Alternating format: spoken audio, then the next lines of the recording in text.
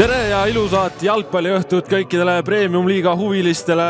Oleme täna siin Pärnus, kus on õige vihmane, õige tuuline ja päris jahe ilm. Teda abistavad äärtele Artur Telling ja Rein Väng ning neljas kohtunik on Jagnar Jakobson, kui siin ongi avavile kõlanud. Ja kui 25 minutit saab õige pea mängitud, siis seis hetkel veel 0-0, kui siin on Flora taas tulemas, Rauno Alliko. Tuleb sööt keskel, Beglašvili tuleb löök ka ja ei jõudnud ikkagi ära oodata seda hetke 25. minutil. Ei saa minna me 0-0 seisuga, vaid läheme 1-0 seisuga. FC Flora on seda mängu juhtima asunud ja ei keegi muu kui Šakar ja Beglašvili. Ainsalu sööti jõuab Sorgani, Sorgal on nüüd löögikoht ka, tuleb löök ja on 2-0. 31. minutil lööb Erik Sorga oma Premium-liiga hooaja 8. värava. FC Flora on siin kiirelt asunud 2-0 juhtima.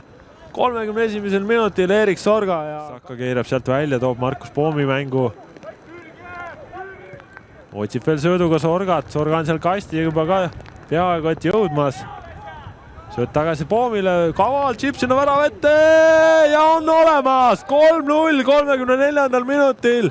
Maksim Kuusev lööb selle värava ja see sööt Markus Poomilt suurepärane, raske on midagi muud öelda, ideaalne tšipp. Selja peal numbriks 15, kes soovib tema tegelemistele suuremat pilku peale hoida. Siin Šakar Beglašvili lööb ja lööb posti ja jätkuolukorras lööb Erik Sorga palli võrku, nii et 57. minutil on seis tablool 4-0.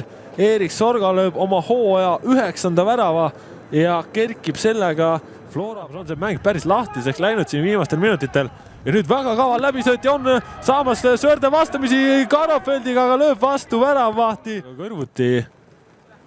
Toona esimesel poolel korra libastus, sai ka löögile, siis ei saanud palli omaks.